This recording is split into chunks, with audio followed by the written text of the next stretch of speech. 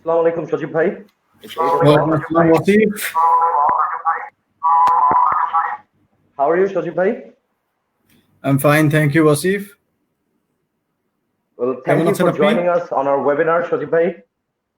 You are doing us a great honor by joining us. And with that, I would like to begin this webinar. So, First of all, my name is Wasif Jamal Khan. I am I'm a co-founder of Bangladesh Forum for Legal and Humanitarian Affairs. And in our new webinar series called Webinar 1, Cyber Crimes and Securities, I would like to welcome our esteemed speaker, Barrister Shojib Mahmood Alam. Barrister Shojib Mahmood Alam is a managing partner of Bangladesh Development Law Partners, and he's an advocate of the Supreme Court of Bangladesh. Shojib bhai, thank you for being with us. Glad to be here. So Shojib bhai, before we get into our subject matter for this webinar, I would like to introduce Bangladesh Forum to everybody who's watching. So Bangladesh Forum for Legal and Humanitarian Affairs, BLHA, is a organization, a non-profit organization that mostly deals with youth. The main work we do is we provide access to legal information, and we believe by providing access to legal information is the way to provide access to justice.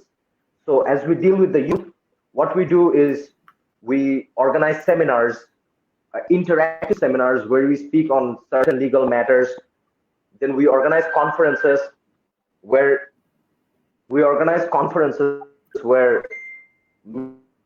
many people from many law schools around the country attend, and with our speakers, they communicate, they interact, and they learn about the subject matter. And as for this webinar, we've seen a surge of cyber crimes being like a wide array of cyber crimes occurring in the country. And we have realized that many people have been victimized by these cyber crimes, and we've realized that we must provide a platform for them where they can come up to us, where they can seek professional help, they can find a solution to all the crimes, the criminal activities that are being perpetrated against them. So therein, we brought a senior, experienced professional lawyer for all of you to ask whatever questions that you may ask. And here he is. Shojib bhai, would you like to say a few words before we begin?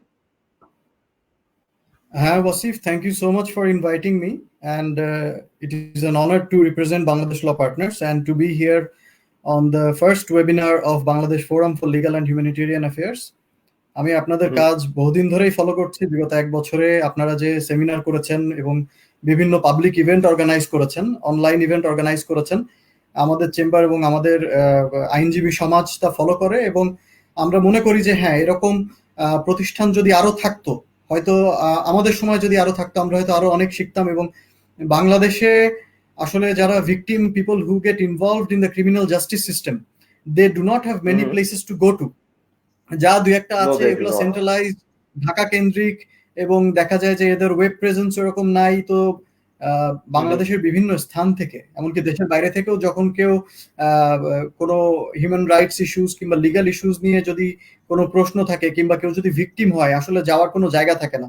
তো ওই দিক থেকে আমি মনে করি যে বিএফএলএইচএ একটি milestone, এবং I think you should keep up your initiative. I know the road is very rocky, it's not always very easy.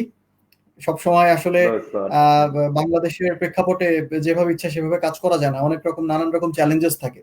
But still এসব চ্যালেঞ্জেস অতিক্রম করেও যে আপনারা এই পর্যন্ত এগিয়ে এসেছেন এবং মানুষকে সাহায্য করছেন, এই যে মানুষকে সাহায্য করার যে প্রত্যয়, I know BFLHA is a not for profit organisation. এখানে আসলে আপনাদের আর্থিক কিংবা অন্য কোনো রকম কোনো সুযোগ সুবিধা নেওয়ার কোনো সুযোগ নাই। এটা টোটালি আসলে নিজেদেরকে মানব সেবায় বিলিয়ে দেওয়ার মতো।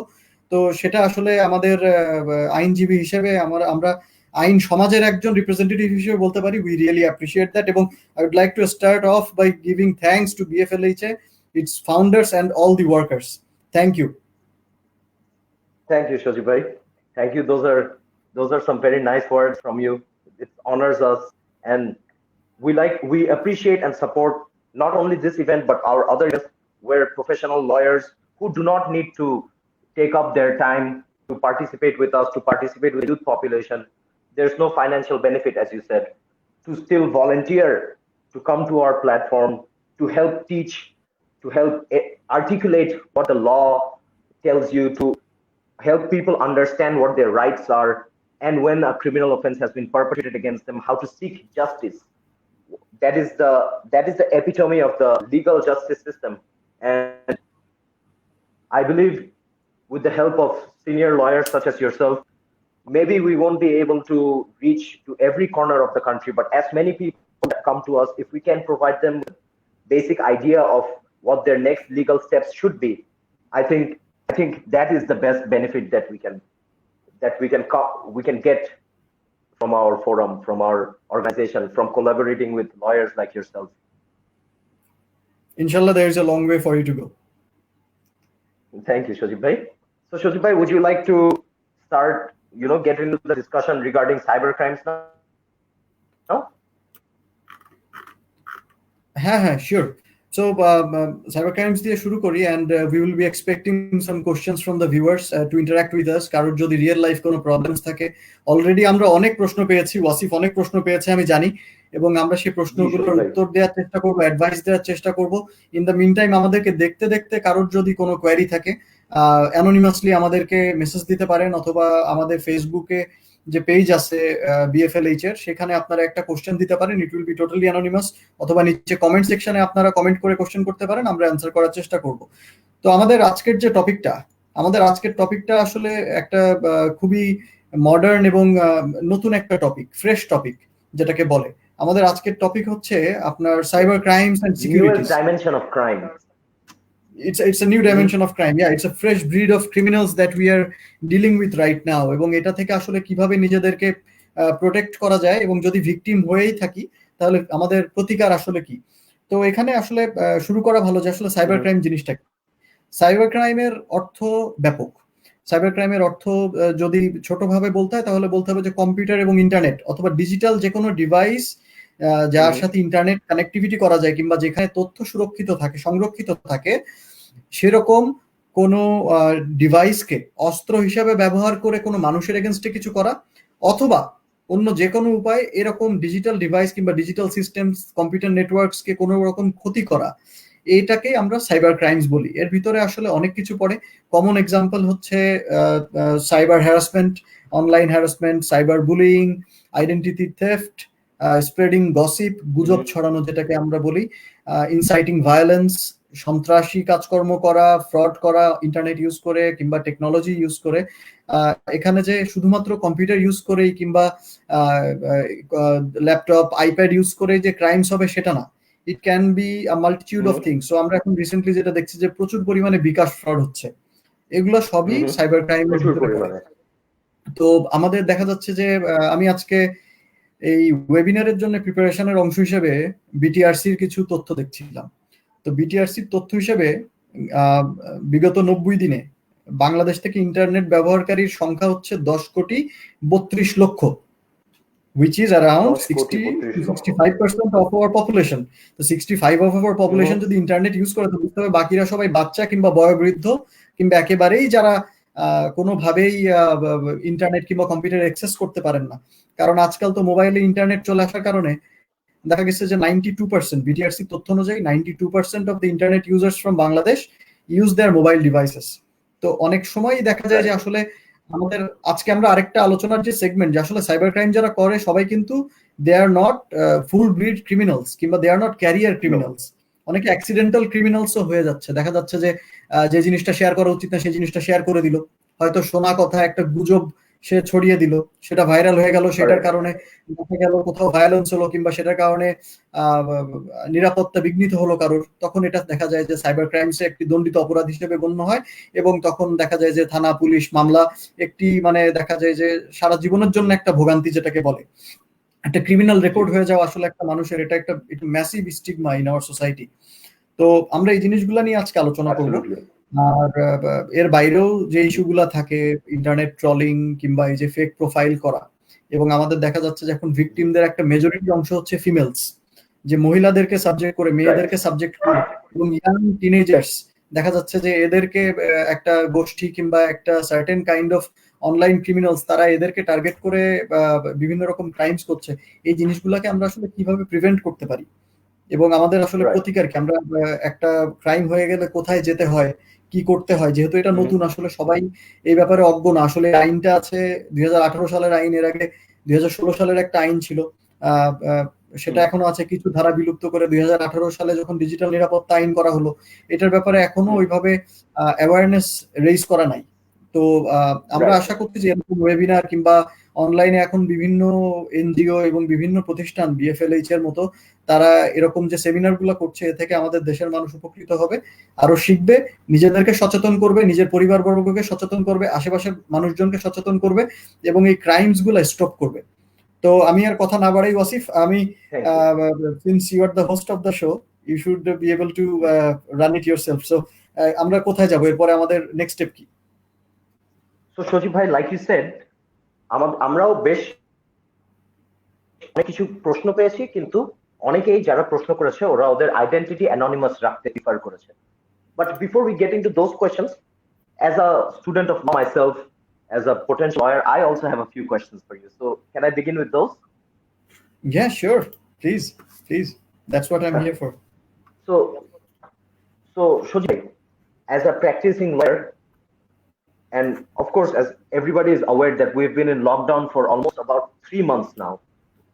So as a practicing lawyer, do you believe that there has been an increase in cyber crimes? মানে সাইবার ক্রাইমস কি এই গত 2-3 মাস পিরিয়ডে কি, আমাদের ডেটা সাজেস্ট করে যে গত 2-3 মাস পিরিয়ডে সাইবার ক্রাইমস এসকেলেট করে গেছে অন্য একটা লেভেলে, অনেক বেশি সাইবার ক্রাইমস হওয়া শুরু হয়ে গেছে। কিন্তু আপনার একজন প্রফেশনাল লয়ার হিসেবে আপনার কাছে মানুষের মানে আপনার মতামত কি এই বিষয়ে? আচ্ছা, ভেরি গুড কোশ্চেন। আসলে স্ট্যাটিস্টিক্স এর দিকে না যাই, স্ট্যাটিস্টিক্স এর কথা আপনি তো বললেনই যে আসলে ডেটা সাজেস্ট করে যে সাইবার ক্রাইমস ইনক্রিজ করেছে, আমাদেরও মতামত তাই। এবং প্র্যাকটিস পার্সপেক্টিভ থেকে দেখতে গেলে আমাদের কাছে মানুষ যোগাযোগ করছে অনেক বেশি, যারা অলরেডি আমাদের ক্লায়েন্ট ছিল তারা, অথবা তাদের দেখা যাচ্ছে তাদের মাধ্যমে অন্যরা আমাদেরকে ফোন দিচ্ছে, আমাদের সাথে বিভিন্নভাবে যোগাযোগ করছে, ইন্টারনেটে যোগাযোগ করছে, যে তারা বিভিন্নভাবে সাইবার ক্রাইমস এর ভিকটিম হয়েছে। যেহেতু ইউসি জিনিসটা অনেকটা সাপ্লাই অ্যান্ড ডিমান্ডের মতো। এখন এই যে আমাদের এই ক্রাইসিসের কারণে প্রচুর পরিমাণে নিউ ইন্টারনেট ইউজার্স আসছে। There are lot of new internet users, যেইখানে দেখা গেছে যে অ্যাভারেজ মান্থলি হয়তো বাংলাদেশ থেকে 5 থেকে 6 কোটি ইন্টারনেট ইউজার, সেখানে এখন 10 crore প্লাস। সো যেটা বললাম 60-65%, তো অবভিয়াসলি দেখা যায় যে that has a direct correlation with the crimes being committed online. এবং আমরা যেটা দেখছি যে এখানে সব থেকে বেশি ক্রাইম হচ্ছে যারা চিলড্রেন এবং উইমেন, এনাদের বিরুদ্ধে। এবং এটা কিন্তু আমরা প্রথম আলোতেও দেখলাম একটা আর্টিকেল যে বাংলাদেশে এই ভ্যাকেশনের ভিতরে, এই যে ভ্যাকেশন বলবো না, শাটডাউন কিংবা লকডাউন যেটাই বলি, এই লকডাউনের ভিতরে প্রচুর পরিমাণে টর্চার অফ উইমেন বেড়ে গেছে, নারী নির্যাতন প্রচুর পরিমাণে বেড়ে গেছে, শিশু নির্যাতন বেড়ে গেছে, সমানে সাইবার ক্রাইমও বেড়ে গেছে, প্রচুর পরিমাণে সাইবার ক্রাইমস বেড়েছে। এর ভিতরে সব থেকে বেশি হচ্ছে দেখা গেছে বিকাশ ফ্রড, আইডেন্টিটি থেফট এবং গুজব ছড়ানো প্রচুর পরিমাণে। এই যে করোনা ভাইরাস নিয়ে ইন্টারনেটে এখন এত পরিমাণ গুজব, এবং এই গুজবের কারণে আসলে দেখা গেছে যে যখন প্রথম কোভিড আসলো মার্চের 26 তারিখে, যখন দেশ লকডাউনে গেল, তার 4 থেকে 5 দিন পরে, এক্সাক্ট ডেটটা আমার মনে নাই, বাংলাদেশের এক প্রত্যন্ত অঞ্চলে এক বয়স্ক মহিলা, তার সন্তান ইন্ডিয়া থেকে আসবে, ইন্ডিয়া থেকে আসার পরে পুলিশ তাকে গ্রেফতার করেছে। গ্রামে গুজব ছড়ানো হলো কি, ইন্টারনেটে কেউ একজন ছড়িয়ে দিল যে এই ছেলের দেহে করোনা আছে। এই গুজব গ্রাম পর্যন্ত পৌঁছালো, এই যে বৃদ্ধা সে হার্ট অ্যাটাক করে মারা গেল। এই যে জিনিসটা, এটা কিন্তু মানে it has direct impact on আস।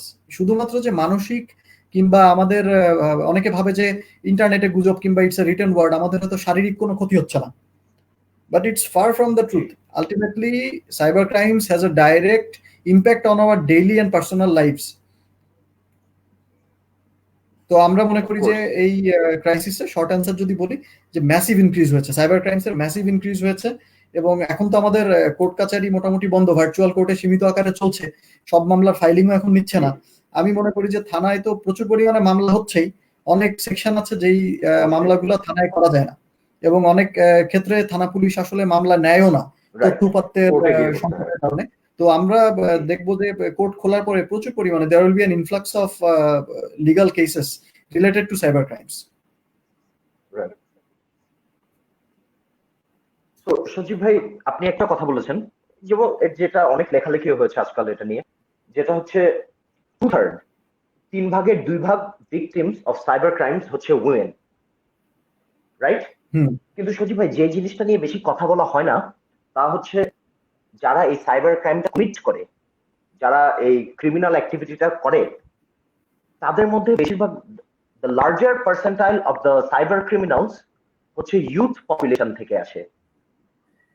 যেটা বলতে ওরা খুব একটা বয়স্ক না, মানে মেজর পোর্শন যাদেরকে সাইবার ক্রাইমস এর মামলা খায় যারা, অথবা তাদেরকে অ্যারেস্ট করা হয় সাইবার ক্রাইমস কমিট করার জন্য, a large portion of them are the youth. A youth jara who have had internet for several years now and who have access to all kinds of all kinds of data and information because they grew up in the internet era, the era of information. সজীব ভাই, এই জিনিসটা যেটা এই youth population যে ক্রাইমটা commit করছে, এটাকে mitigate করার ব্যবস্থা কি, অথবা আমরা কিভাবে বলতে পারি যে এদেরকে এই ক্রাইম করানো থেকে সরাবো কিভাবে, একটা অল্টারনেটিভ কি হতে পারে? আসলে এইখানে প্রবলেমটা সলভ করতে গেলে আমাদের সরকারের দীর্ঘমেয়াদী পরিকল্পনা লাগবে। আমরা যতটুকু জানি সরকার অলরেডি দীর্ঘমেয়াদী পরিকল্পনা নিয়েছে। স্কুল কলেজগুলোতে এখন আইসিটি ডিপার্টমেন্ট খোলা হচ্ছে, বাচ্চাদেরকে এখন ইন্টারনেটের ব্যাপারে, ইন্টারনেটের ব্যবহারের ব্যাপারে প্রশিক্ষণ দেওয়া হচ্ছে হাতে কলমে। এই মাঝখানে যেটা আমি বলবো যে এই ক্রাইম আসলে বেশি বাড়ার কারণ হচ্ছে, কিংবা ক্রাইম বেশি থাকার কারণ হচ্ছে আমরা একটা ট্রানজিশনাল পিরিয়ডের ভিতর দিয়ে যাচ্ছি অ্যাজ আ নেশন। আজ থেকে জাস্ট বেশি দূর যাওয়া লাগবে না, 8 বছর আগে গেলেই হবে। 8 বছর আগে গেলেও আমাদের বাংলাদেশে ইন্টারনেট ইউজার 1 কোটিও ছিল বলে আমি মনে করি না। আমি যে স্ট্যাটিস্টিক্স আমার কাছে অ্যাভেলেবল আছে সেখান থেকে দেখলে আজকে ঘরে ঘরে হাতে হাতে ইন্টারনেট, মোবাইল ইন্টারনেটের ব্লেসিং এর কারণে, at the same time it's a blessing এবং on the other hand it's a curse. এটার কারণে এটা বেড়ে গেছে। তো আমাদেরকে এটা যদি কমাতে হয় ওয়াসিফ, আমাদের এই শুধুমাত্র পানিশমেন্ট দিয়ে যে কোনো ক্রাইম কমানো যায় না। Punishment is only one way. You have to raise awareness, root level থেকে শুরু করতে হবে, ঘরে ঘরে। যেমন আমাদের বাবা মাদেরকে সচেতন করতে হবে, শুধুমাত্র ইন্টারনেট ইউজারদেরকে সচেতন করলে হবে না, বাবা মাদেরকে সচেতন করতে হবে যে বাংলাদেশে আইন আছে, এবং আলটিমেটলি ইন্টারনেট শিষ্টাচার শেখাতে হবে, যে আমাদের ইন্টারনেট ব্যবহারের সময় যে শিষ্টাচারগুলো ফলো করা দরকার। আপনি দেখবেন এই যে ম্যাক্সিমাম ক্ষেত্রে যে ক্রিমিনালস, এদেরকে টিভিতে দেখলে র্যাব যখন ধরে কিংবা সিআইডি পুলিশ যখন এদেরকে ইন্টারোগেশনের জন্য অ্যারেস্ট করে, আমরা কিন্তু এদেরকে দেখলে আসলে চিন্তা করি তো আমাদের মতোই, স্মার্ট ড্রেস আপ করা, ক্লিন অ্যান্ড আপনার হচ্ছে well educated, looks from very good background. Ultimately তাহলে এরা ক্রাইম কেন করছে? এরা হয়তো বাস্তবে আপনার সাথে আমার সাথে রাস্তায় দেখা হলে সালাম দিবে, ভালোভাবে কথা বলবে এবং ভদ্রতা করবে, কিন্তু ইন্টারনেট শিষ্টাচার যেহেতু জানে না, ইন্টারনেটে যে দেখা যাচ্ছে তারা they have this sense of freedom that they can do anything, এবং এখানে দেখা যাচ্ছে they end up bullying someone, they end up harassing a women, they end up creating a fake profile. এবং এই জিনিসটার কারণেই আমাদের এই যেহেতু এখানে সামনাসামনি দেখা হলে খুবই সাধারণ মানুষ ওরা। হ্যাঁ, এবং আমাদের এই আইনগুলা দেখেন, আইনগুলা কিন্তু খুব রিসেন্ট। এই আইনগুলা রিসেন্ট কারণ কি, আমাদের এই ক্রাইমটা হঠাৎ করে বেড়ে গেছে, এরকম ছিল না আগে, এরকম ছিল না আগে, ঘরে ঘরে ইন্টারনেট ছিল না। এই যে স্মার্টফোন, হঠাৎ করে স্মার্টফোন চলে আসলো 14-15 সালের দিকে, বাজার ভর্তি হয়ে গেল স্মার্টফোনে। আগে একটা স্মার্টফোন যেখানে ফাইন্যান্সিয়ালি বলতে গেলে 40-50 হাজার টাকার নিচে একটা ভালো স্মার্টফোন পাওয়া যেত না, ইন্টারনেট ফোন পাওয়া যেত না, এখন সেখানে ইট স্টার্টস ফ্রম 3000 টাকা। তো এই যে সহজলভ্যতা, এই সহজলভ্যতা ইউজ বেড়েছে, ইউজের সাথে অ্যাবিউজ বেড়ে গেছে। সো আলটিমেটলি আমাদের মনিটরিং করা দরকার, আমাদের আন্ডার 18 পপুলেশন ইন্টারনেট কত ব্যবহার করছে। আপনি দেখেন আমাদের বিটিআরসি তথ্য অনুযায়ী এবং আমাদের যে সাইবার ক্রাইম অ্যাওয়ারনেস ফাউন্ডেশন আছে তাদের তথ্য অনুযায়ী বাংলাদেশের অ্যারাউন্ড 40% ইন্টারনেট ইউজার্স হচ্ছে between the age of 18 and 25। আপনি দেখবেন এই 40% এর ভিতরে আবার 50% কিন্তু তারা আন্ডার 18। ফেসবুকে কিন্তু আন্ডার 18 প্রোফাইল খোলা যায় না, তারা ফেক এজ ব্যবহার করে কিংবা ফেক নাম ব্যবহার করে তারা প্রোফাইল খুলছে, ইন্টারনেট ব্যবহার করছে। তো এখানে বাসায় বাসায় আসলে একটু মনিটরিং করা দরকার। আমাদের বাচ্চাদেরকে শুধুমাত্র শাসন না করে তাদেরকে আমাদের শিষ্টাচারও শেখাতে হবে, ইন্টারনেট শিষ্টাচার শেখাতে হবে, অনলাইনে কিভাবে ব্যবহার করতে হয়, ইন্টারনেট কিভাবে ব্যবহার করতে হয়, অনলাইনে অন্য মানুষের সাথে কিভাবে আচার আচরণ করতে হয়, এবং অন্য দিক থেকে নিজেদেরকেও সচেতন থাকতে হবে। নিজেরা কিভাবে ইন্টারনেট ব্যবহার করি, আমাদের ইনফরমেশন যেন পাবলিক না হয়, আমাদের পাসওয়ার্ড গুলা যেন সংরক্ষিত হয়, আমাদের প্রোফাইল যেন ইজিলি হ্যাকেবল না হয়, কেউ যেন খুব ইজিলি আমাদের পাসওয়ার্ডটি গেস করে আমাদের অ্যাকাউন্টে ঢুকে আমাদের তথ্য উপাত্ত চুরি করতে না পারে, এই জিনিসগুলোর দিকে আমাদের নজর রাখতে হবে। Right. It's very important. Thank you, Shojib bhai.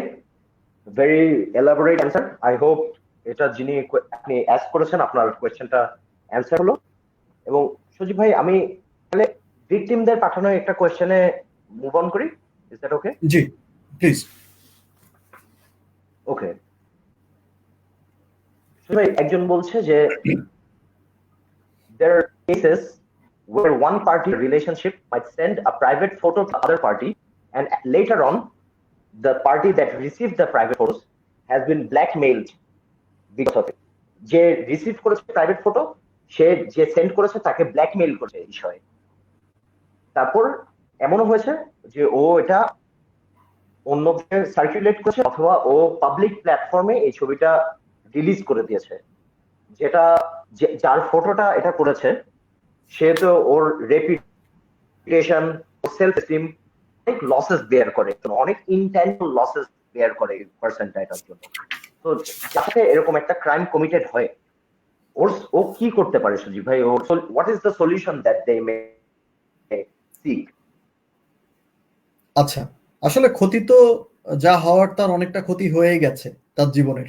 তবে তার এখন যেটা করতে হবে, এই যে তার প্রাইভেট ফটো যে পোস্ট হয়েছে বিভিন্ন জায়গায়, সে যে ব্ল্যাকমেল করেছে, এই তথ্যগুলি জোগাড় করে স্ক্রিনশট রাখতে হবে এবং যে যে ইন্টারনেট অ্যাড্রেসে কিংবা ওয়েবসাইটে কিংবা ফেসবুক পেজে তার ছবি শেয়ার হয়ে থাকতে পারে সেই লিঙ্কগুলো সহ স্ক্রিনশটগুলো কালেক্ট করতে হবে এবং কালেক্ট করে আমাদের যে তার লোকাল যে থানা কিংবা তার যে লোকাল জুরিসডিকশন সেখানে তাকে যোগাযোগ করতে হবে। সো ফর এক্সাম্পল সে যদি মিরপুরের হয় তাহলে সে ওইখানকার সংশ্লিষ্ট থানায় যে এই ব্যাপারে কমপ্লেন্ট রুজু করতে হবে এবং তারপরে এই জিনিসটা কিন্তু আমাদের সিআইডির যে cyber police, cyber crimes division, তারা এই জিনিসটাকে নিয়ে ইনভেস্টিগেশন করবে এবং তারপরে তারা যদি ঘটনার সত্যতা পায় তাহলে তখন এই জিনিসটাতে তারা ফার্দার স্টেপ নিবে, which may include arresting of the perpetrator এবং আলটিমেটলি মনে করেন যে কোর্টে তখন এই জিনিসটা ট্রাইড হবে এবং যদি এটা সত্যতা থাকে তখন তার শাস্তি হবে।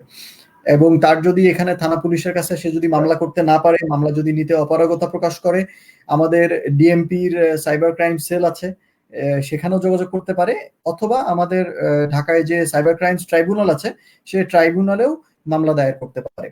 এবং এখানে আরেকটা জিনিস বলে রাখা ভালো যে এটা তো গেল যে after the problem has occurred সলিউশনটা কি, যে থানায় যাবে, মামলা করবে এবং সে এই যে প্রুফগুলা, এভিডেন্সগুলা সে কালেক্ট করবে। কিন্তু যারা এখনো ইন্টারনেট ব্যবহার করছেন, এখনো ভিকটিম হন নাই, তাদেরকে বলছি যে হাজবেন্ড হলেও বয়ফ্রেন্ড হলেও যেই হোক ইন্টারনেট মাধ্যমটা এটা একটা পাবলিক মাধ্যম। এখানে প্রাইভেট মেসেজও যে কোনো সময় পাবলিক হয়ে যেতে পারে, যে কোনো ভাবে হ্যাকিং হতে পারে, আপনার যে কোনো ভাবে জিনিসটা লিক হয়ে যেতে পারে। সো ব্যক্তিগত তথ্য, ব্যক্তিগত ছবি, সেন্সিটিভ ইনফরমেশন কখনোই এভাবে ট্রান্সফার করা উচিত না। Prevention is better than cure. আপনার সবসময় নিজেকে নিরাপদ রাখতে হবে এবং ভবিষ্যতের কথা চিন্তা করে কিছু শিষ্টাচার মেনে চলতে হবে। আমি আশা করি উত্তরটা আপনি বুঝতে পারছেন। আমরা let us move on to the next question. Okay, thanks Shojib bhai. Once again, very elaborate question. Another question sent in anonymously by a viewer. His question is, there are few accounts on which were created to tarnish. They use that as disturbing news, linking him to corruption and a corrupt person. So it is, what can be done? Wasif, can you quickly repeat the question? আমি শুনতে পাইনি, কেটে এসছে। অসুবিধা নেই ভাই, আমি আবার রিপিট করছি। সো কিছু ফেক অ্যাকাউন্ট দিয়ে আমাদের একটা অ্যানোনিমাসলি একজন কোয়েশ্চেন করেছে, তার বাবার কিছু ফেসবুক কিছু ফেক অ্যাকাউন্ট দিয়ে তার বাবাকে নিয়ে খারাপ সংবাদ ছাপানো হচ্ছে ওর বাবার রেপুটেশনকে টার্নিশ করার জন্য। এন্ড ওরা এই ফেক অ্যাকাউন্ট গুলো দিয়ে ওরা ওর বাবাকে করাপশনের সাথে লিঙ্ক করতে চাচ্ছে এবং বলতে চাচ্ছে ওর বাবা অনেক নামি দামি করাপ্ট ব্যক্তির সাথে ওর বাবার ভালো সম্পর্ক আছে, যেটা সত্যি না। তো এরকম একটা ক্ষেত্রে সে কিরকম লিগাল হেল্প পেতে পারে? আচ্ছা, অবশ্যই সে যেটা বলেছে, যেই করে থাকুক সে বা তারা আমাদের ডিজিটাল নিরাপত্তা আইন এবং আমাদের দণ্ডবিধিতে বিভিন্ন ধারায় তারা অপরাধ করেছে। যেমন 25 ধারা, আমাদের ডিজিটাল নিরাপত্তা আইনের 29 ধারা, এবং আমাদের দণ্ডবিধির 499 ধারা, অর্থাৎ কারো ব্যাপারে মানহানিকর কিংবা মিথ্যা তথ্য প্রচার করা। যে তথ্যটা জেনে জেনে শুনে আমি জানছি যে একটা তথ্য মিথ্যা, কিন্তু আমি এই তথ্যটা প্রচার করলাম ইন্টারনেটে, কিংবা আমি এই তথ্যটা ছড়িয়ে দিলাম, আমি এই জিনিসটা ভাইরাল করতে সাহায্য করলাম, যে কোনো ভাবে টেকপার্ট করলাম, আমি কিন্তু একটি মারাত্মক অপরাধ করলাম। এবং এই অপরাধের শাস্তি কিন্তু দেখা যাচ্ছে যে it can range between 5 to 14 years, considering the section Right. Under which he is charged. এবং আপনার এই যে অ্যানোনিমাস যে কোশ্চেন করেছে, তার এখন প্রতিকার হচ্ছে সে immediately to gather this evidence, just like my last answer, they have to gather this evidences of spreading of false news, কোন ওয়েবসাইটে পাবলিশ করেছে, কোন পোর্টালে পাবলিশ করেছে, সেটার লিঙ্ক, সেটার স্ক্রিনশট, যেহেতু এটা একটা ডিজিটাল অপরাধ, এবং এই কে করেছে এই ব্যাপারে যদি তাদের ধারণা থাকে, এই তথ্য উপাত্ত নিয়ে তারা কিন্তু ডাইরেক্ট সিআইডির সাথে, অথবা তারা থানা পুলিশ অথবা সাইবার ক্রাইমস ট্রাইব্যুনালে তারা মামলা দায়ের করতে পারে। এবং এরপরে এই জিনিসটা তদন্ত হবে। আমাদের কিন্তু এখন বাংলাদেশ বলে নেওয়া ভালো, আমি একটু বলে দেই, আমাদের এখন যে সিআইডির যে সাইবার ক্রাইমস ইউনিট আছে, তারা কিন্তু এখন একেবারে নতুন প্রযুক্তি দিয়ে সজ্জিত। তাদের এখন যে ফরেনজিক ল্যাব আছে, আপনার তথ্য ডিলিট করে দিলেও সেই তথ্য খুঁজে বের করার ক্ষমতা তাদের আছে। এবং ইন্টারনেটে কোথাও থেকে যদি কোনো আক্রমণাত্মক মেসেজ কিংবা যে কোনো মিথ্যা মেসেজ, ফলস মেসেজেস যদি পাবলিশ করা হয়, তাহলে কিন্তু তারা এটাকে ট্রেস ব্যাক করে আইপি ট্র্যাকিং এর মাধ্যমে তারা পিন পয়েন্ট করে পারপিট্রেটরকে খুঁজে বের করতে পারে। সো আমি এই অ্যান্সার দিতে দিতে একটা জিনিস বলি, যে those of you are out there thinking about committing crimes, be very careful, there is almost no getting away। আমাদের এই যে সিআইডি সাইবার ক্রাইমস ইউনিট, আমরা তাদের সাথে কাজ করছি আজকে almost 1 year, they are very efficient, very effective. এবং এখানে কিন্তু এই যে আপনি যার অ্যানোনিমাস কোশ্চেন মেকারের কথা বললেন, সে যদি এটা নিয়ে ইমিডিয়েট যোগাযোগ করে, I think they will get fantastic relief from our CID. It is something to be very proud of. আমাদের সিআইডি যে সাইবার ক্রাইমস ইউনিট এই আইনের অধীনে যে গঠিত হয়েছে, মানে they work 24/7 round the clock, এবং তারা কিন্তু যে কোনো অপরাধীকে ট্র্যাক করে বের করে ফেলতে একদম সক্ষম। বাংলাদেশের যেখানেই থাকুক, বিদেশের যেখানে থাকুক, তারা ট্র্যাক করে বের করে ফেলতে পারবে। তো আপনার কোশ্চেন মেকারকে আমি বলবো, আপনি যদি আমাদেরকে এখন শুনে থাকেন, দেখে থাকেন, আপনি ইমিডিয়েটলি কাল বিলম্ব না করে আপনার কাছে এই যে তথ্যপত্র আছে, কোশ্চেনে যে কথাগুলো বলেছেন, এই ম্যাটারটা, এটা আসলে একটা দণ্ডনীয় অপরাধ, আপনি এই ম্যাটারটা ইমিডিয়েটলি পুলিশকে রেফার করেন। থ্যাংক ইউ সজীব ভাই। এই কোয়েশ্চেন মেকার ও ভিউ করছে, so he will be very thankful for your answer. Thank you সজীব ভাই।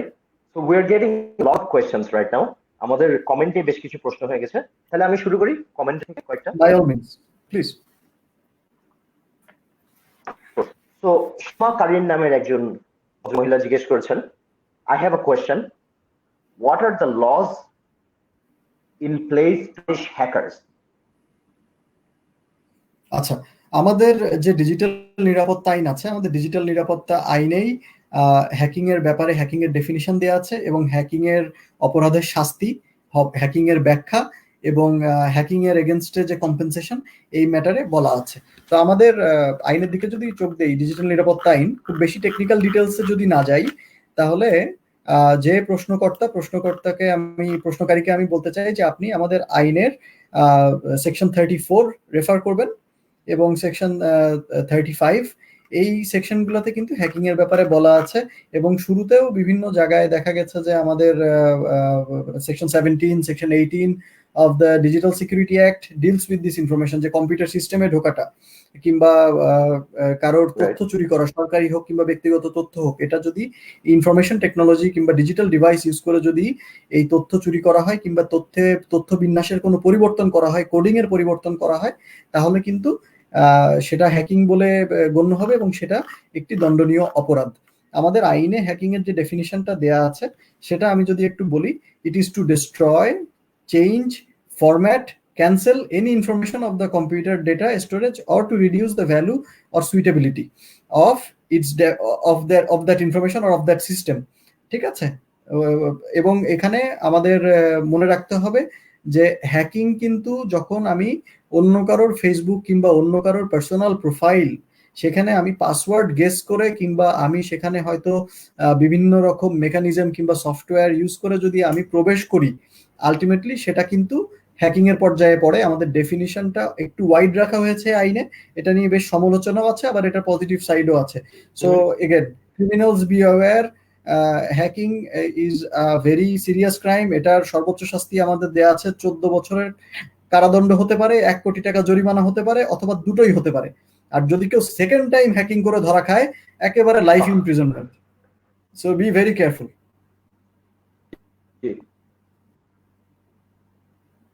Thank you, Shaji bhai. So, would you like to move on to the next question? Yeah, please. আমাদের একজন viewer আমাদেরকে anonymously প্রশ্ন করেছে সজীব ভাই যে if someone is a victim of cyber crimes, then what authorities should they seek help from? Although এটা address করেছেন, আপনি বলছেন ইমিডিয়েটলি সিআইডি এর কাছে যেতে, সাইবার সিকিউরিটি ডিভিশনের কাছে যেতে, কিন্তু ওরা জানতে চাইছে what are your suggestions for the youth to stay safe from cyber crimes as victims and perpetrators? বলতে আমি একজন ইউথের রিপ্রেজেন্টেটিভ হিসাবে অথবা একজন ইউথ সোসাইটির মেম্বার হিসাবে আমি কিভাবে নিজেকে সাইবার ক্রাইমস থেকে সেফ রাখতে পারি? জি, আমি প্রথমটাই ফেরত যাই যে আমাদের একজন প্রশ্নকর্তা কিন্তু প্রশ্ন করেছেন যে সে দেখা গেল কি করলো, সে তার একটি ব্যক্তিগত ছবি, সে হয়তো তার যাকে সে বিশ্বাস করে, হতে পারে সে তার স্বামী, হতে পারে সে তার বন্ধু, হতে পারে সে তার বান্ধবী, তাকে কিন্তু সে একটা ব্যক্তিগত ছবি দিয়ে বিশ্বাস করে পাঠালো এবং সেটা দিয়ে পরবর্তীতে সে ব্ল্যাকমেইলড হইলো কিংবা সেটা হয়তো ইন্টারনেটে বিভিন্ন জায়গায় ছড়িয়ে গেল, তার কিন্তু মানহানি হলো, তার কিন্তু একটি অপূরণীয় ক্ষতি হলো। তো এখানে আমি বলবো যে যারা পোটেনশিয়াল পারপিট্রেটরস কিংবা যারা পোটেনশিয়াল ভিকটিমস, নিজেদেরকে সেফ রাখতে আমাদের ইন্টারনেট শিষ্টাচার কিছু মেনে চলতে হবে। আমাদের ব্যক্তিগত তথ্য যতটা কম শেয়ার করা যায় অনলাইনে কম শেয়ার করতে হবে। আমাদের জন্ম তারিখ, আমাদের বাবার নাম, মায়ের নাম, আমাদের পার্মানেন্ট অ্যাড্রেস, এই জিনিসগুলো যেন ইন্টারনেটে পৌঁছে না যায়, এই জিনিসগুলো যেন ইন্টারনেটে লিক হয়ে জানা যায়। কারণ আপনারা জানেন এখন এই ডিজিটাল প্রযুক্তির যুগে এই ডেট অফ বার্থ এবং ঠিকানা, বাবা মায়ের নাম দিয়ে কিন্তু একটা ব্যাংক অ্যাকাউন্ট অ্যাক্সেস করে ফেলা যায়, যে কোনো ওয়েবসাইটে একটা পাসওয়ার্ড রিসেট করে ফেলা যায়। এবং আমার আরেকটা ডিফেন্স থাকে যে আমাদের দেখা যায় যে অনেকেই আমাদেরকে ফোন করে বলে যে আমি তো এরকম একটা কাজ করে ফেলছি, আমার নামে মামলা হয়ে গেছে, আমি হয়তো আরেকজনের তথ্য কিংবা আরেকজনের ছবি আমি পাবলিশ করে ফেলছি, কিন্তু তখন তারা বলে যে না, আমাকে তো যে দিয়েছে সেটা আমাকে দিয়েছে, সো আলটিমেটলি আমাকে কেন পানিশ করা হবে? এখানে দেখেন, এখানে বিষয় হচ্ছে শুধুমাত্র ডিজিটাল নিরাপত্তা আইন না, বাংলাদেশে একটি পর্নোগ্রাফি আইনও আছে, পর্নোগ্রাফি কন্ট্রোল অ্যাক্ট 2012। অর্থাৎ আপনার এই যে যদি কোনো তথ্য কিংবা কোনো ছবি যদি অশ্লীল বলে মনে হয়, আলটিমেটলি সেটাও কিন্তু একটা মানে সেটার জন্য একটা গুরুদণ্ড আছে, সেটার জন্য কারাদণ্ড আছে, এবং সেটা কিন্তু একটা গুরুত্বপূর্ণ অপরাধ। সো আমাদেরকে এই শিষ্টাচারগুলো মেনে চলতে হবে। আমাদেরকে আমরা আইনের ব্যাপারে আরো সচেতন হতে পারি এবং ইউথকে বলবো যে think before you do anything, ভাবিয়া করিও কাজ, করিয়া ভাবিও না। আলটিমেটলি যদি গাট ফিলিং যদি মনে হয় যে আমি এটা করছি, আমার হয়তো এটা হয়তো খারাপ হতে পারে, ডাবল কিছু করার আগে একটু আউট অফ দি অর্ডিনারি, আমরা নর্মালি যারা ইন্টারনেট ব্যবহারকারী, আউট অফ দি অর্ডিনারি, আমাদের সাধারণ ব্যবহারের গণ্ডির বাইরে যখন আমরা কিছু করব, তখন আমাদেরকে চিন্তা করে নিতে হবে যে আলটিমেটলি এই জিনিসটা ঠিক হচ্ছে কিনা। কারণ আসলে the sense of right and রং এটা কিন্তু সাইবার ক্রাইমের জন্য আলাদা না। আপনি আমি একসাথে পাশাপাশি বসে আছি, আপনি কিন্তু আমার মানি ব্যাগটা নিয়ে নেবেন না। আপনি আমি একসাথে বসে আছি, আপনি কিন্তু আমার একটা ছবি তুলবেন না, কিংবা আপনি কিন্তু আমার ইনফরমেশন শেয়ার করবেন না, কিংবা আপনি কিন্তু আমার সাথে খারাপ ব্যবহার করবেন না। ইন্টারনেটেও সেম, জাস্ট লাইক দ্যাট। ইন্টারনেটেও যেন আমরা দেখলে এই যে আমাদের এই লকডাউনের শুরুতে কি হলো, একজন এক্সিকিউটিভ ম্যাজিস্ট্রেট, ওনার নামে কিছু নিউজ প্রচার হলো যে উনি এক বৃদ্ধ ভদ্রলোককে কান ধরে দাঁড় করিয়ে রেখেছেন, যেটার জন্য ওনার হয়তো ডিপার্টমেন্টাল প্রসিডিংসও হয়েছে, ওনার শাস্তি উনি হয়তো পেয়েছেন। কিন্তু দেখা গেল কি এক ব্যক্তি কি করলো, সে ওইখানে এইরকম একটা নিউজের ওয়ান সাচ নিউজে সে কমেন্ট করলো এবং কমেন্টে সে তাকে রেপের হুমকি দিল, সে তার বিভিন্নভাবে ক্ষতি করার হুমকি দিল, সে তাকে মেরে ফেলার হুমকি দিল। আলটিমেটলি সে কিন্তু একটা সাইবার ক্রাইম করে ফেললো। এই যে কাউকে মারার কথা বলা, এটা just because it is on the internet does not mean it is not a crime, it is still a crime. You are inciting violence, you are threatening someone. আপনার যে মেসেজ রিসিভার সে হয়তো আপনার মতো করে চিন্তা করবে না, সে হয়তো জাস্ট চিন্তা করবে না যে এটা তো শুধুমাত্র ইন্টারনেট, এটা হয়তো তার জন্য সে হয়তো বাসা থেকে বের হতে ভয় পাবে, সে হয়তো নিরাপত্তাহীনতায় ভুগবে। একজন মানুষ হিসেবে, বাংলাদেশের একজন সচেতন নাগরিক হিসেবে আরেকজন সচেতন নাগরিকের ক্ষতি হয় এমন কোনো কিছু যদি আমরা বাস্তবে করতে না পারি, আমরা ইন্টারনেটেও করতে পারবো না। So use common sense. কখনোই এমন কিছু করা উচিত না যেটা বাস্তবে অপরাধ বলে গণ্য হবে, কিংবা যেটা আপনার সাথে করলে you have to put yourself in the shoes of the victim. যে আমি যে তার সাথে এটা করছি, আমার সাথে যদি কেউ এরকম ব্যবহার করতো, আমাকে যদি কেউ বুলিং করতো, আমাকে যদি কেউ ব্ল্যাকমেল করতো, আমার কেমন লাগতো? If the answer is yes, আমার খারাপ লাগতো, তাহলে কনসিডার ইট আ ক্রাইম। আমাদের আইনেও সেটা ক্রাইম হবে। আইনটা ওইভাবেই ফ্রেম করা।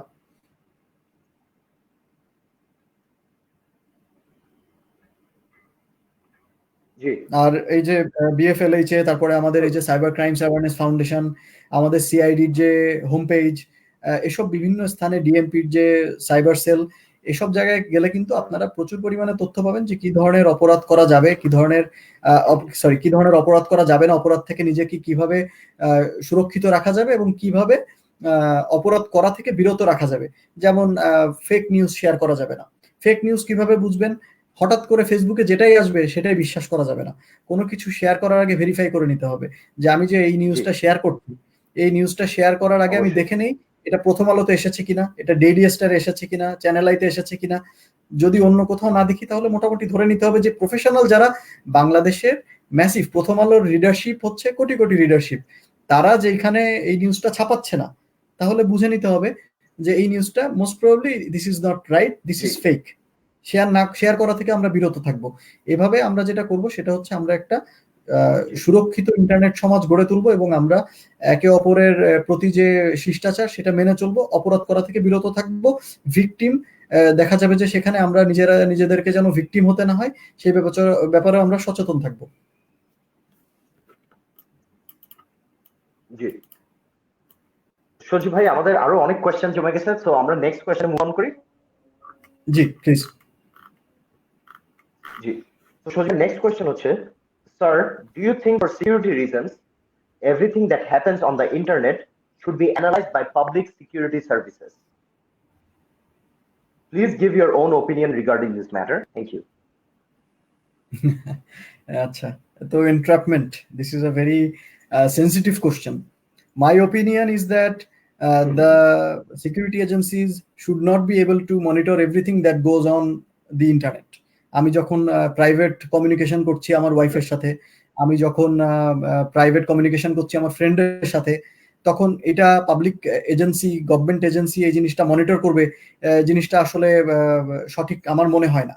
এবং এটা আসলে আমাদের সংবিধান পরিপন্থীও বটে বলে আমি মনে করি, কারণ every person has a right two privacy. তবে হ্যাঁ, ইফ দেয়ার ইজ সামথিং, যদি কারোর হিস্ট্রি থাকে, কিংবা যদি কারোর পাবলিক পোস্ট থেকে, কারো পাবলিক বিহেভিয়ার থেকে, কারো কোনো লেখা থেকে, কোনো ছবি থেকে যদি সন্দেহ হয় যে someone is involved with some criminal activity, obviously তখন তাদের সব activity for that person can be flagged and the security agencies can monitor and take appropriate action. That is my opinion, not an umbrella solution যে আমার এই internet ছাতার ভিতরে যারা আছে, এই ইন্টারনেট আমব্রেলার নিচে যারা আছে সবাইকে মনিটরিং করতে হবে, সবাইকে আমার চোখে চোখে রাখতে হবে, সেটা না। সেটা আসলে আমাদের রিসোর্সেসও এরকম আমরা দিয়ে কুলাইতে পারবো না। It will be massive West of public মানি, জনগণের টাকা নষ্ট হবে, এবং এটা আসলে এটা সুফলও আসবে না। কারণ যখন আপনি সবার উপর ফোকাস করবেন তখন আপনি অ্যাকচুয়াল ক্রাইমস এর উপর ফোকাস করতে পারবেন না।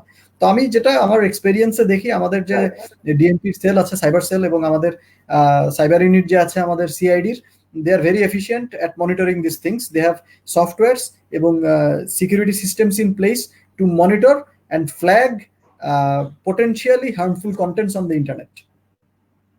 I hope that answers your question. I think it should. Sudip ভাই, একজন যে শর্ট কোয়েশ্চেন করেছে, ওটা হচ্ছে, is there any allocated time limit? ধরেন ভাইয়া, আমার বিরুদ্ধে একটা সাইবার ক্রিমিনাল অ্যাক্টিভিটি হলো পারপেট্রেটেড এগেইনস্ট মি, তো আমার কি এটা নিয়ে কমপ্লেইন করার অথবা লিগ্যাল রেমেডি শিখা, ওটার কি কোনো টাইম লিমিট আছে, নাকি আমি যখনই খুশি করতে পারবো? দেখেন, অ্যাজ আ জেনারেল রুল আমাদের ফৌজদারি আইনের ব্যাপারে লিমিটেশন খুবই কম। অ্যাপিলস, রিভিশনের ব্যাপারে কিছু লিমিটেশন থাকে, তবে মামলা দায়েরের ব্যাপারে আসলে এরকম লিমিটেশন থাকে না। বাট এখানে একটা জিনিস বলতে হবে, there is a famous saying, very common saying, that justice delayed is justice denied. So if you come to justice, it's better to come Correct. quickly, because lapse of time এ হয় কি, lapse of time A evidence নষ্ট হয়ে যেতে পারে, মামলার witness নষ্ট হয়ে যেতে পারে, আপনার মেমোরি লস হতে পারে। এটা this are very common problems with crimes, যে ক্রাইমস যখন ডিলে করে রিপোর্ট করা হয় কিংবা ক্রাইমস যখন সঙ্গে সঙ্গে রিপোর্ট না করা হয়, তখন কিন্তু আমাদের ল এনফোর্সমেন্ট এজেন্সির এই জিনিসটা শুধু কিন্তু কমপ্লেন করলে হয় না, আমাদের ল এনফোর্সমেন্ট এজেন্সি তাদের উপর কিন্তু একটা গুরু দায়িত্ব আছে। আপনি যে কমপ্লেনটা করলেন সেটা সত্যতা যাচাই করা, অনুসন্ধান করা, তদন্ত করা। তো আলটিমেটলি দেরি করে আসলে যেটা হয়, দেরি করে আসলে তাদের তদন্তে ঘাটতি হয় এবং জিনিসটা সুষ্ঠু তদন্ত হয় না, অনেক সময় অপরাধীরা পার পেয়ে যায়। তো আমি যেটা বলবো যে আপনার যদি মনে হয় যে ক্রাইমস হয়েছে, লিমিটেশন কিংবা আমার সময় আছে কিনা সেটার জন্য ওয়েট না করে সঙ্গে সঙ্গে এই ম্যাটারটা যে সিকিউরিটি এজেন্সিজ আছে অথবা আমাদের আদালত আছে, সে ট্রাইব্যুনাল আছে, ট্রাইব্যুনালে অথবা আমাদের এই এজেন্সিগুলোর কাছে জানানোটাই সমীচীন। তবে আবার যদি ওই শর্ট অ্যান্সার বলি, আইনজীবী তো উত্তর ছোট করতে পারি না, ওই শর্ট অ্যান্সার যদি বলি তাহলে বলতে হবে যে আমাদের এই আইনে ওরকম কোনো লিমিটেশন নাই, স্পেসিফিক কোনো লিমিটেশন নাই। আচ্ছা সজীব ভাই, আপনি ছোট করেন, আপনি আপনার যেভাবে কমফোর্টেবল এক্সপেক্ট করতে আপনি ওভাবে বলবেন, কোনো অসুবিধা নাই। না না না, আমি তো বললাম। তো সজীব ভাই, আমরা এসব কোয়েশ্চেনস এন্ড কমেন্টস এর মধ্যে আবার একটু আপনার জন্য একটা সুন্দর মেসেজ পেয়েছি। ওটা হচ্ছে, barrister Sajib Mahmud Alam sir is a nice person. I personally got so much inspiration and motivation from him during my apprenticeship in Judge Court. He is such an amazing person with extraordinary talents and brilliant personality. Prayer and love and best wishes for him. I would like to give my best wishes to the host, Mr. Wasif Jamal Khan too. You're doing fantastic and amazing. Thank you for your cooperation. But don't thank me. Thank our esteemed guest, Shojib Bhai. He's doing all the work. I'm only asking Thank you so questions. much for giving this forum, and thank you to the maker of the comment, whoever you are. Maybe I'll check later. And these are very kind words. I do not know if I am deserving of such comments, but yeah, I don't actually know how to respond. Such nice words. Thank you. Okay, Shojib Bhai. So let's move on to another question sent in as a comment. It says, are screenshots good enough evidence to hold somebody guilty? Just screenshot, mobile screenshots. Is that now evidence? Will that be considered as documentary evidence, or what is your suggestion regarding the matter?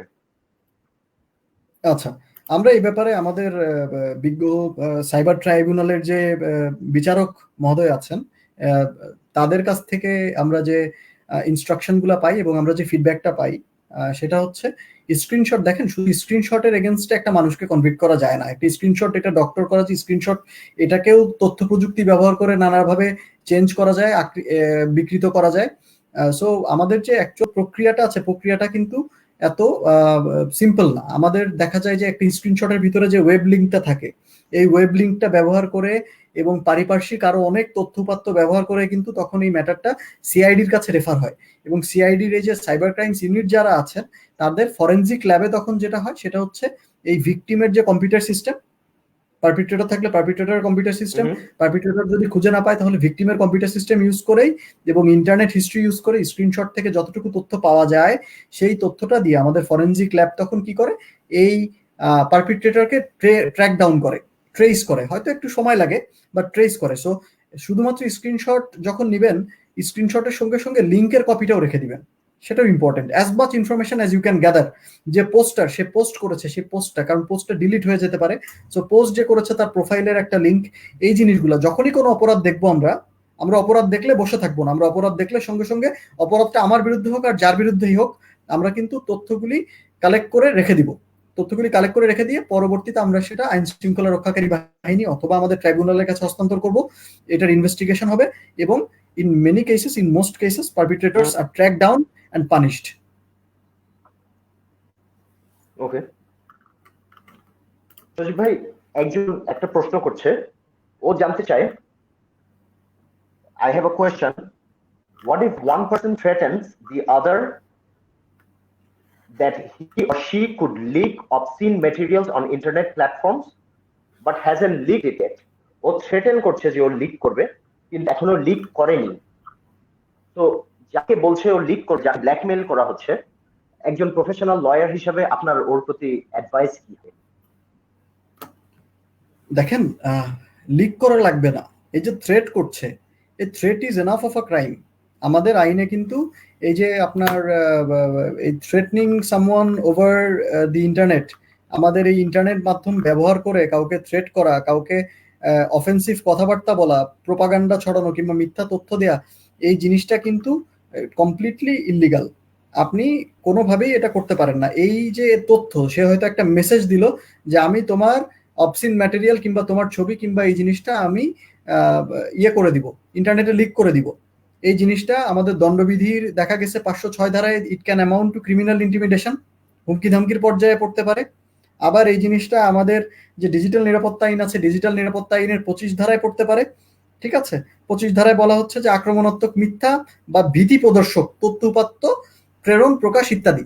তো এই যে ভীতিকর, তার কথায় যে ভয় পাচ্ছে, আপনার যে কোশ্চেন মেকার, সে যেহেতু ভয় পেয়েছে, তার জায়গা থেকে she has enough ground to go to the law enforcement agency and seek for protection.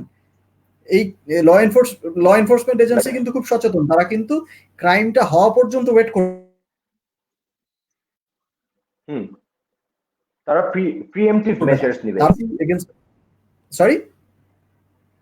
Yeah, if they see there is a real threat, they will take action to bring the perpetrator to justice. Ji. Right. Shojib bhai, another message for you from Barrister Tawfiq Ahmed, of whose music I'm a big fan of, by the way. Barrister Tawfiq Ahmed says, Shojib Mahmood, going great. I always admire your talent. Such a brilliant guy. And he requested, please read out loud to my learned. কি বলেছে? Please read out বলছে, এটা উনি request করেছে যে এটা read out করতে এখানে এই সেশনের মধ্যে, আপনাকে এটা যাতে আমি রিড আউট করি ওনার মেসেজটা। আচ্ছা,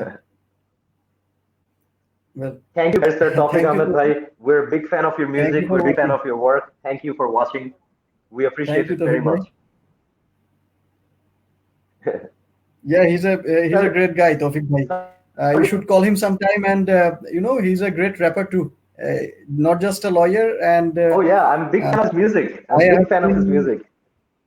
I know him personally from 2008, I think, and I became a fan on the very first day before he even published any music. Very talented guy, very humble. Thank you, Tawfiq bhai. Very talented guy. I hear he's a great lawyer as well. Thank you for watching, staying with us, Barrister Tawfiq bhai. But Shojib bhai, we have more questions piling up. Lots of questions for you. Many people are interested. So should I move on to the next question? Yes, sure, please. This is very encouraging. Okay. So somebody wants to know what to do when someone is harassing or blackmailing you from a fake Facebook account. Okay, so if someone is blackmailing you or harassing from a fake Facebook profile, the number one thing to do is get the link, get the materials that may amount to offensive, or that are wrong, or that are fake, or those are gossip. So গুজব হোক, মিথ্যা তথ্য হোক, কিংবা আপনার ব্যাপারে কোনো রকম মানহানিকর বক্তব্য হোক, এই জিনিসগুলোর স্ক্রিনশট রেখে দেন।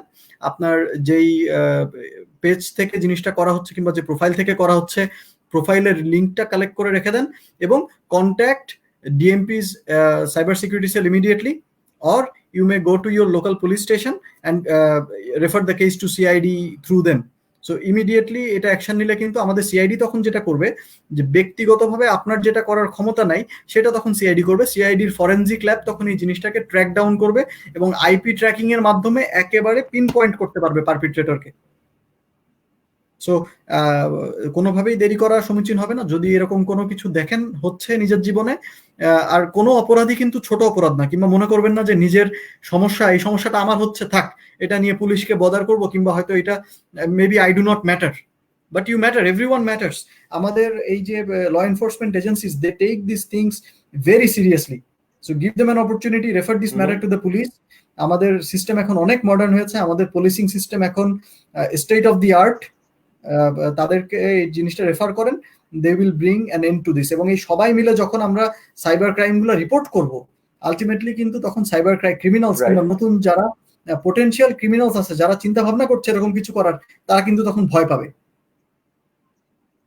And prevention is Right. always better than cure. So I hope you have got your answer. Always Thank better you. than cure. So Shojib bhai, let's move on to another question. I'm sorry আমি আপনাকে অনেক questions ask করছি, but আমরা অনেক question জমে যাচ্ছে সজীব ভাই। অনেক মানুষ ইন্টারেস্টেড No, আপনার trust me, I had nothing better to do. Professional This is recommendation I দেওয়ার জন্য। have cleared my schedule. So ask me all the questions you have. Thank you Sajib ভাই। স্যার, একজন জানতে চেয়েছে, sir, can a content based crime such as image based abusement defined as criminological effect of cybercrime? এটা একটু theoretical question. কোশ্চেনটা আরেকবার একটু পড়েন তো। কোয়েশ্চেনটা হচ্ছে, can a content based crime such as image based abusement be defined as a criminological effect of cybercrimes? আচ্ছা, হ্যাঁ, অবভিয়াসলি। সো আমাদের সাইবার ক্রাইমের যে ডেফিনিশনটা আছে, যে ইউজিং অফ কম্পিউটার সিস্টেমস অথবা ইন্টারনেট, ডিজিটাল যে কোনো বিন্যাস কিংবা ডিজিটাল যে কোনো মাধ্যমকে ব্যবহার করে এই জিনিসটা হচ্ছে মানে সে যে ম্যাটারটাকে রেফার করছে, weather it is done with a criminal intent. If it is done with a criminal intent, আমাদেরকে অ্যাজ আ জেনারেল রুল আমাদেরকে যে জিনিসটা মাথায় রাখতে হবে সেটা হচ্ছে যে কম্পিউটার কিংবা তথ্য প্রযুক্তি কিংবা ডিজিটাল কোনো মাধ্যম ব্যবহার করা হচ্ছে কিনা। It can include mobile phones, it can include digital devices.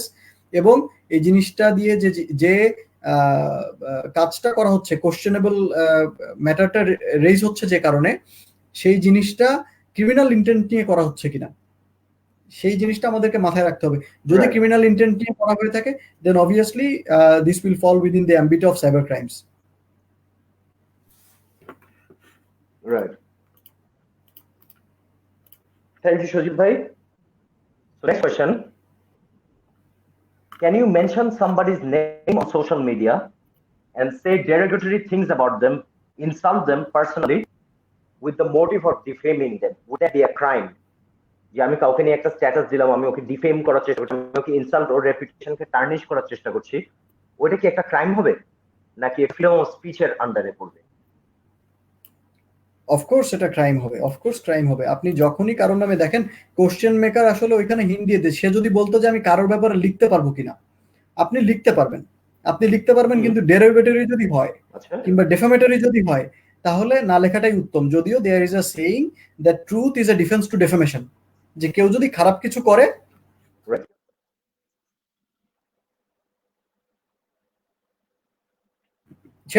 সেটা ডিফেন্স করবে। সো অবভিয়াসলি, আমরা যখন নিউজ পেপারে দেখি যে কেউ অ্যারেস্টেড হয়েছে, কেউ কোনো ক্রাইমসে কনভিক্টেড হয়েছে, এ ধরনের তথ্য কিন্তু derogatory. Definition by definition these are bad words, these are bad things to say about a person. কিন্তু এই জিনিসটা যদি সত্য হয়, সত্য প্রকাশে কোনো বাধা নাই। আমাদের সরকার, বাংলাদেশের গভর্নমেন্ট এবং বা আমাদের ল এনফোর্সমেন্ট এজেন্সিস প্রতিবারই বলে আসছে একটাই কথা, যে আপনার এখানে মত প্রকাশের যে স্বাধীনতা আমাদের সংবিধানের, this is guaranteed by our constitution, freedom of speech.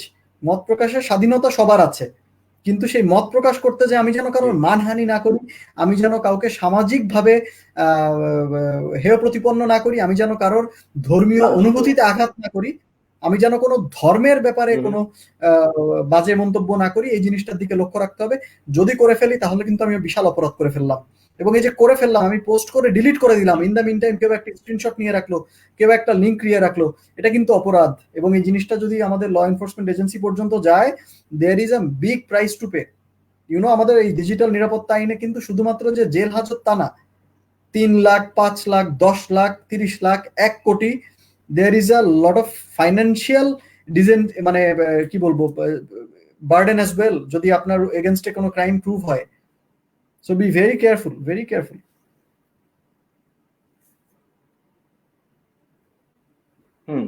Thank you, Shojib bhai, for that answer. Another viewer wants to know that we've already established and discussed about the key perpetrators. Most of the perpetrators of cyber crimes tend to be youth. So what kind of measures or what kind of actions by government, other organizations, relevant organizations can, what kind of actions by these organizations can prevent the youth from going into the path of committing cybercrimes or so on and so forth, doing actions relevant to the cyber criminal activities? আচ্ছা, এখানে যেটা করা যায় সেটা হচ্ছে আমাদের school কলেজগুলোতে workshop বাড়াতে হবে, আমাদের স্কুল কলেজগুলোতে সেমিনার বাড়াতে হবে, আমাদের স্কুল কলেজগুলোতে আমাদের যারা ছাত্রছাত্রী আছে, তরুণ সমাজ আছে, তরুণ সমাজকে আমাদের ইন্টারনেট এবং ইন্টারনেট শিষ্টাচার, ইন্টারনেট ব্যবহারের ব্যাপারে আমাদেরকে আরো প্রশিক্ষণ দিতে হবে। আমাদের যারা পরিবারবর্গ আছে, বাবা মা আছেন, বাবা মাদেরকে আরো সচেতন হতে হবে। আমাদের অ্যাজ আ জেনারেল পপুলেশন আমাদের এই যে ইন্টারনেট লিটারেসি বাড়াতে হবে। দেখেন, ইন্টারনেট অ্যাক্সেস মানেই কিন্তু ইন্টারনেট লিটারেসি না।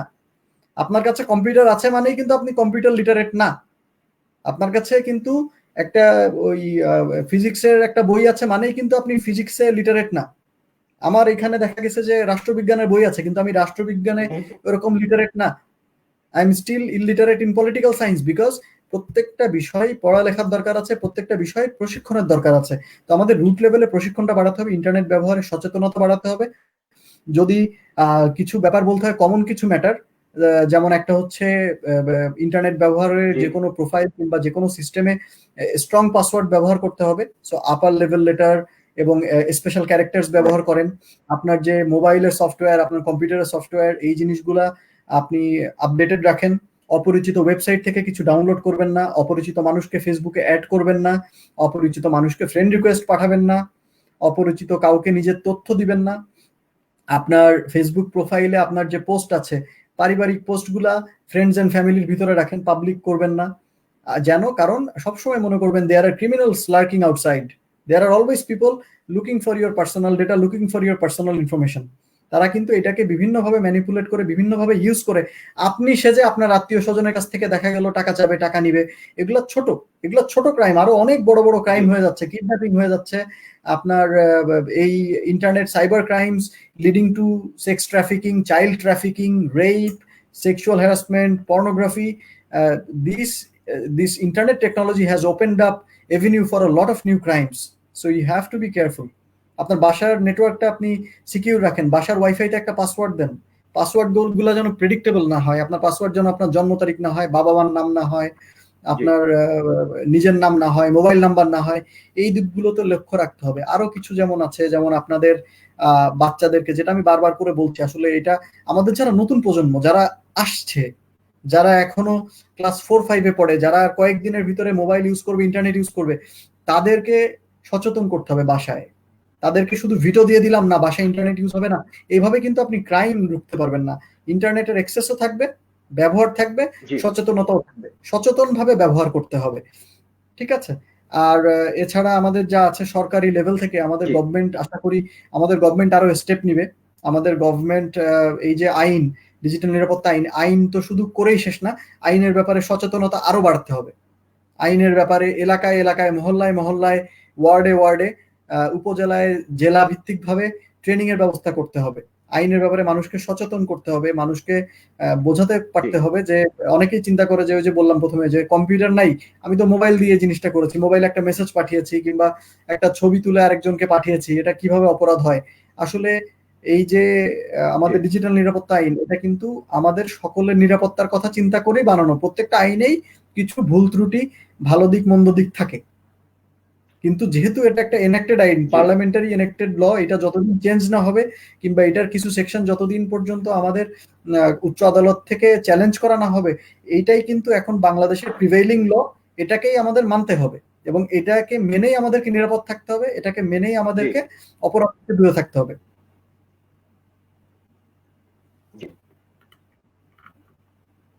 সজীব ভাই, আমরা অলমোস্ট টাইম শেষ হয়ে যাচ্ছে, কিন্তু আমরা দুইটা ইম্পর্টেন্ট কোশ্চেন পেয়ে গেছি আমরা। ওগুলা কি আপনি একটু কষ্ট করে উইল ইউ অ্যাড্রেস দেম? হ্যাঁ, by all means. Thank you Sajib ভাই। তো দ্য ফার্স্ট কোশ্চেন ইজ, আমরা জাস্ট দুইটা কোশ্চেন করে শেষ করে দেব।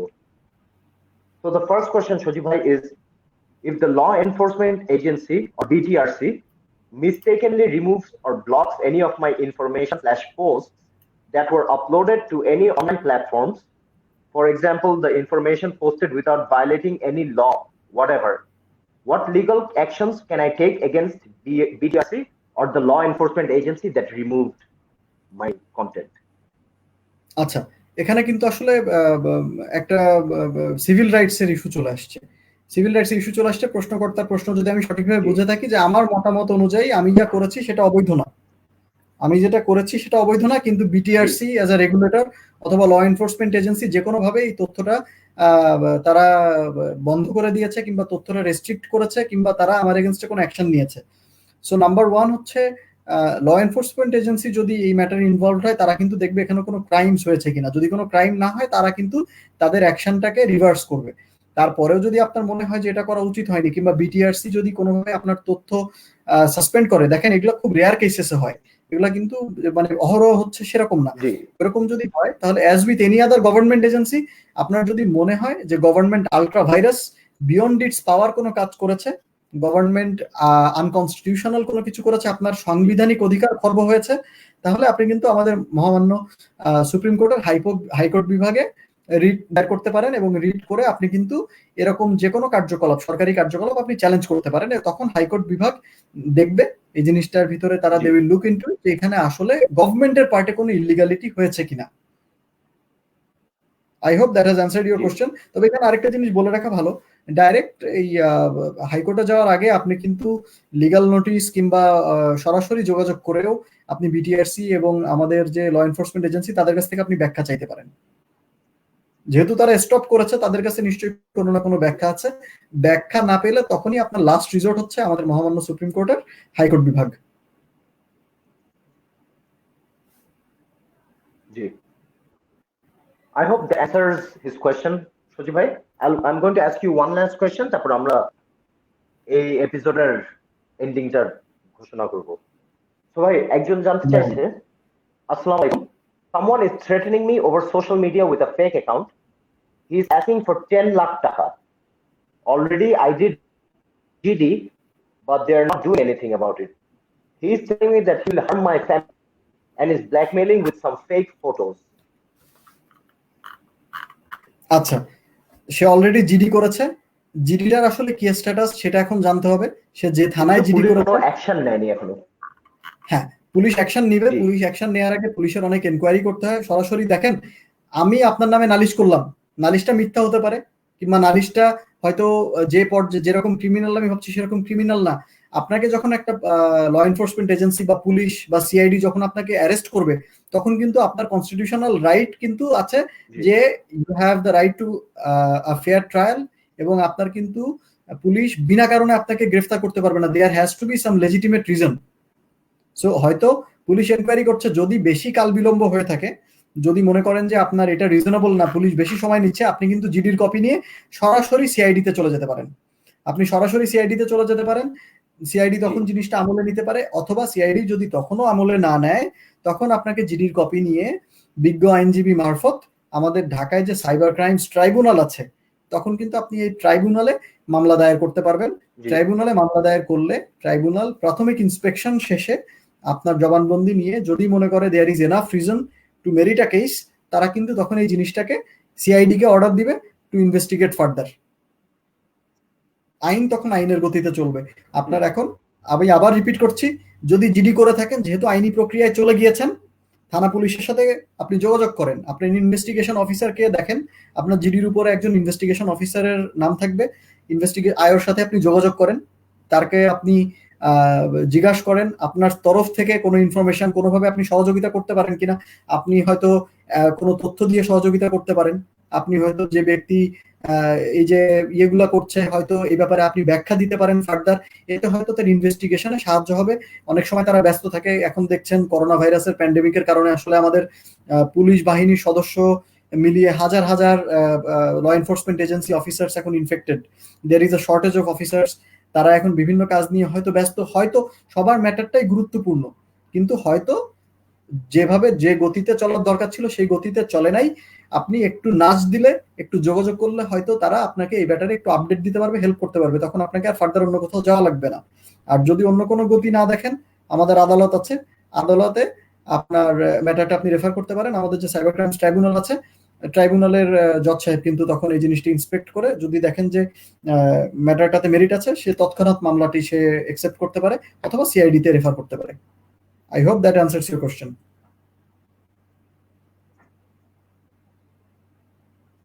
সজীব ভাই, thank you for answering everybody's question. আমাদের আরো অনেক কোয়েশ্চেন জমে আছে, কিন্তু আমাদের আর সময় নেই হাতে। ইনশাল্লাহ আমাদের নেক্সট এপিসোড অফ দিসে ওনাদের কোয়েশ্চেন গুলো অ্যাড্রেস করা হবে, যদিও টপিক একটু ডিফারেন্ট হবে, but we will soon have another episode of this series. And but for today, Sujit bhai, thank you for staying with us. Thank you for taking out the time to help people, provide them with access to justice, access to legal information. এটাই আমাদের বিএফএলএইচ এর পক্ষ থেকে, এটাই হচ্ছে আমাদের কামনা, যে আমরা মানুষকে যে কয়জনকে পারি ওদেরকে আইনের সহায়তা দিব, ওদেরকে আমরা লিগাল অ্যাডভাইস প্রোভাইড করব, ওদেরকে আমরা একটা ডিরেকশনে পাঠিয়ে দিব যে এই ডিরেকশনে গেলে you will find the solution. And যারা এসব ক্রাইম করে ইনোসেন্ট মানুষদের বিরুদ্ধে, আমরা আশা করি আমাদের অ্যাডভাইস, আমাদের professional recommendation by our speakers, আর আমরা যেভাবে সহায়তা করতে পারি যে ক্রিমিনালদের যাতে বিচার হয় এবং ইনোসেন্ট ভিকটিমরা যাতে রিলিফ পায়, রেমেডি পায়, এটাই হচ্ছে আমাদের গোল। এন্ড সজীব ভাই, thank you so much for coming today. Thank you so much for helping people in need. We really appreciate it. The country needs more lawyers like you. Thank you so much, Wasif. You are very kind. Thank you, and thank you to BFLH. Just a message for us. Yes, sure. And with that, BFLH কে ধন্যবাদ আমাদেরকে invite করার জন্য, Bangladesh forum for legal and humanitarian affairs. আমি আগেও বলেছি, আমরা আপনাদের কাজ অনেক দিন ধরে ফলো করছি এবং we are very encouraged to see the work that you are doing. এই জিনিসটা আমার খুব ভালো লাগে যে you are working with real issues, real people, and you are working very close to people's heart. সাধারণ মানুষের জন্য কাজ করছেন, এবং আমি মনে করি যে এরকম ইভেন্ট আপনাদের আরো অনেক হওয়া উচিত। আমাদের প্রচুর পরিমাণে বিজ্ঞ আইনজীবীগণ আছেন, আমাদের কলিগরা আছেন, যারা বিভিন্ন বিষয়ে কিন্তু জনসাধারণকে পরামর্শ দিয়ে সহযোগিতা করতে পারে, এবং অনেক সময় দেখা যায় যে আইনি সচেতনতাই কিন্তু একটা অপরাধকে রুখে দিতে সক্ষম। আইনি সচেতনতা যখন আমার থাকবে, তখন কিন্তু আমি জেনে হোক না জেনে হোক, আমি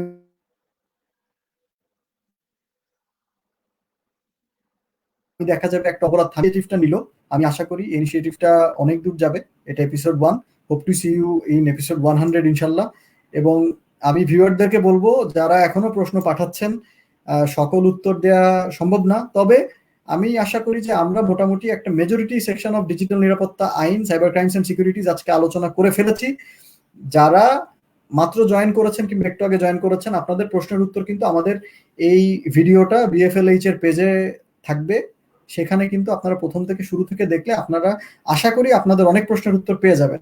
ফার্দার কোনো প্রশ্ন থাকলে আমি আশা করি আপনারা ওয়াসিফ সাহেবকে দিয়ে দিবেন। আপনাদের এই যে পেজটা আছে, Bangladesh forum for legal and humanitarian affairs, I think তারা কিন্তু শুধু এই যে সেমিনারে উত্তর দিচ্ছে সেটাই না, তাদের প্রচুর পরিমাণে মেসেজ আসে, এবং তারা বিজ্ঞ আইনজীবীদের, আমার এবং অন্যান্য আইনজীবীদের সহযোগিতা নিয়ে তারা কিন্তু এই নিরীহ মানুষদের পাশে দাঁড়ায়। তারা কিন্তু এই নিরীহ মানুষদেরকে কাউকে কিন্তু ফেরায় বলে আমি জানি না।